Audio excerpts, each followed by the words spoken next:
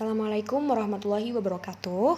Pada kesempatan kali ini, kami kelompok 7 akan mempresentasikan psikologi agama dengan materi perkembangan agama pada remaja.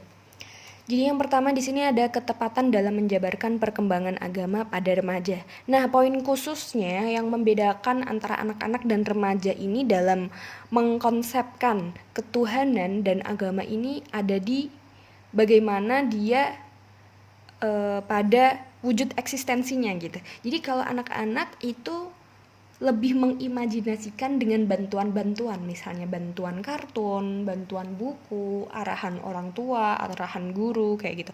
Jadi kalau misalnya kayak setan itu bertanduk, setan itu warna merah, kayak neraka juga warna merah, terus malaikat bersayap. Nah, mereka tuh butuh bantuan-bantuan seperti itu.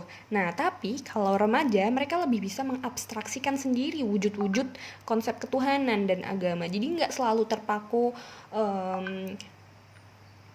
kalau neraka itu warna merah, neraka tuh kayak gini-gini ciri-cirinya. Jadi nggak selalu monoton dengan ciri-ciri tersebut. Kemudian remaja ini kan terbagi menjadi dua, ada remaja awal dan remaja akhir. Nah, kalau remaja awal identik sama yang namanya synthetic conventional faith, yaitu yang pertama ada pemikiran yang lebih abstrak kayak tadi yang sudah saya jelaskan, kemudian menyesuaikan diri dengan keyakinan agama orang lain. Jadi mereka tuh kalau udah semakin bertambahnya usia, mereka akan lebih bisa mengcompare, oh agama temanku kayak gini, oh kalau agama aku kayak gini gitu. Terus mungkin dia mengcompare bagaimana ritual ibadahnya, kitab-kitabnya.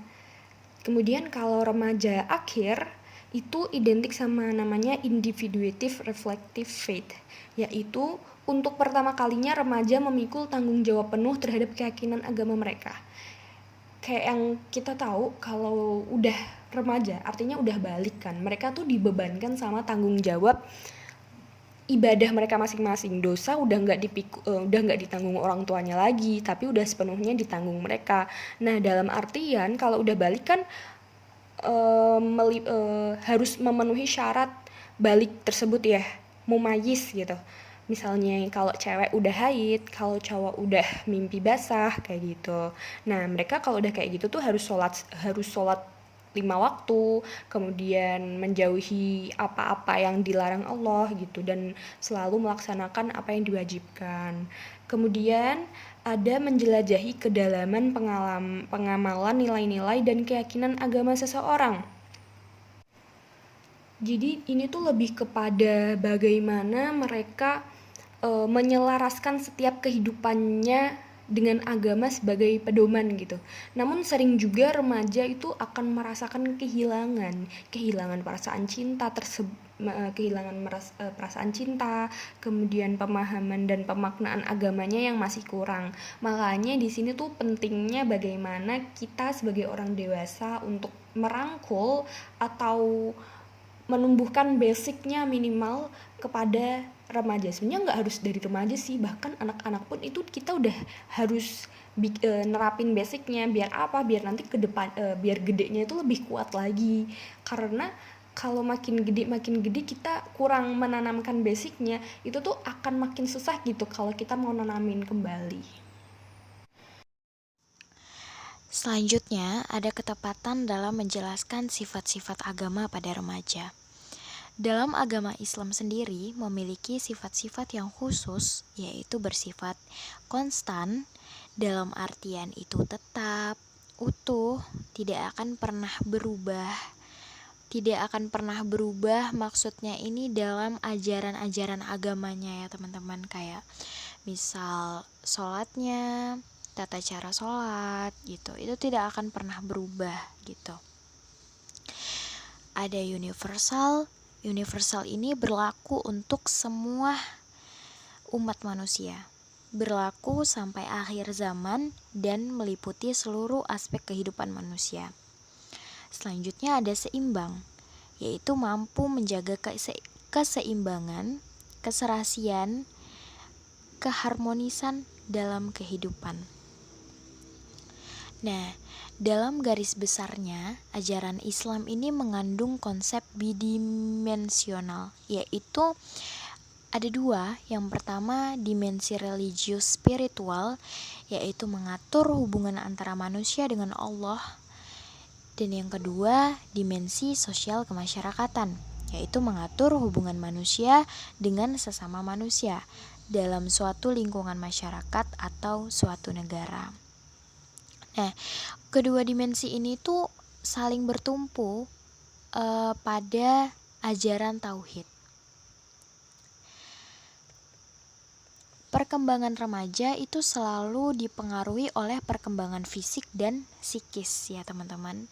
Dengan kata lain, penghayatan remaja terhadap ajaran dan amalan-amalan keagamaan banyak berhubungan dengan perkembangan dalam dirinya. Berakhirnya masa remaja ditandai dengan keberhasilan remaja mencapai sense of responsibility, yaitu perasaan bertanggung jawab dan secara sadar menerima suatu falsafah hidup secara efektif.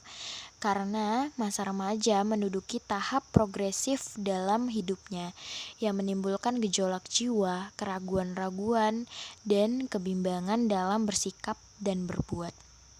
Nah, untuk itu perlu adanya upaya yang tepat untuk menjelaskan mengenai sifat agama kepada remaja. Nah, dalam menjelaskan sifat agama ini seharusnya sudah dilakukan ya dari individu itu masih pada tahap anak-anak atau fase anak-anak. Nah, namun dalam fase remaja perlu adanya pemahaman yang lebih lanjut bagaimana dari penjelasan tiap-tiap sifat yang ada. Jadi intinya itu dalam individu waktu kecil itu ya, itu sudah harus diajari ya pemahaman agama. Ini loh ajaran agama gitu. Nah, pasti kalau misalkan dari kecil ya, itu tuh masih dasar-dasarnya aja. Namanya anak-anak kecil, anak-anak itu belum sepenuhnya sadar, belum kritis gitu loh. Nah, dalam fase remaja ini perlu adanya tindak lanjut pemahaman gitu dari dari penjelasan tiap-tiap pemahaman keagamaan yang ada itu tadi gitu. Salah satu upaya yang tepat dalam menjelaskan sifat agama kepada remaja yaitu sejak ia kecil diberi pemahaman tentang keagamaan tadi. Bagaimana agama itu dapat berperan penting dalam kehidupannya nanti. Jika memang individu tersebut tidak mendapatkannya sewaktu kecil karena entah orang tuanya yang belum memahami tentang ajaran agama, kan tidak dipungkiri ya teman-teman, ada beberapa orang tua yang tidak paham tentang ajaran agama dan karena itu dia tidak mengajarkannya kepada anaknya. Nah, jikalau begitu kita sudah paham ya, sudah tahu bersama-sama di sekolah juga kita dapat mempelajarinya, yaitu melalui pelajaran pendidikan agama Islam. Nah, memberikan pemahaman mengenai keagamaan terutama kepada remaja ya dapat dilakukan dengan pendekatan yang membuat mereka merasakan nyaman dan damai.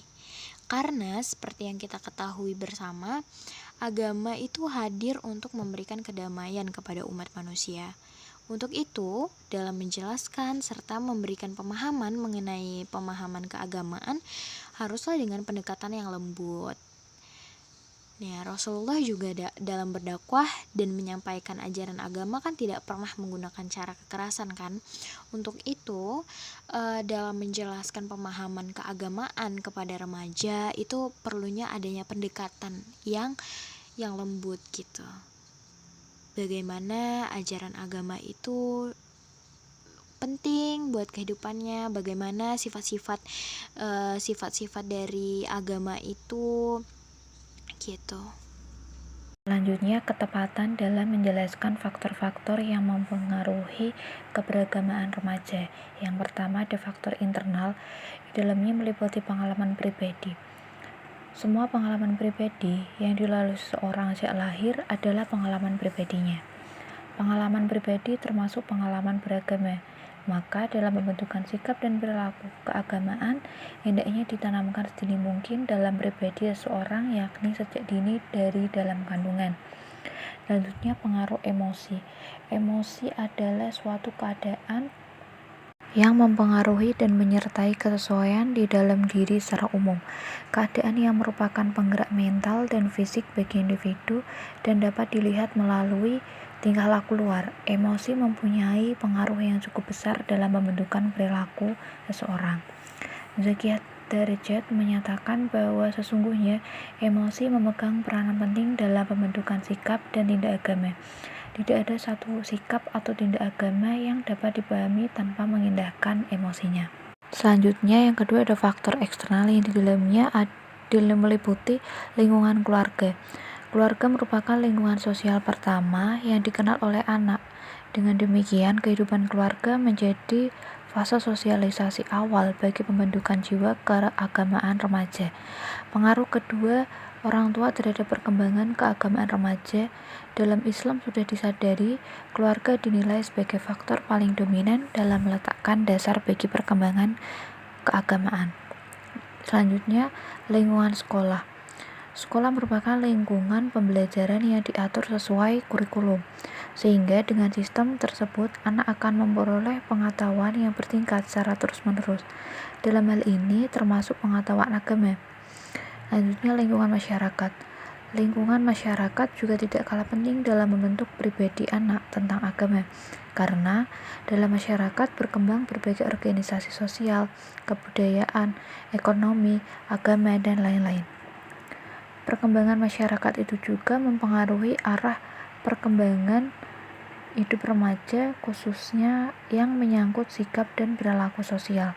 Corak perilaku remaja merupakan cerminan dari perilaku lingkungan masyarakat. Oleh karena itu, kualitas perkembangan remaja sangat bergantung pada kualitas perilaku sosial warga masyarakatnya. Cukup sekian presentasi dari kelompok kami. Kurang lebihnya mohon maaf. Wassalamualaikum warahmatullahi wabarakatuh.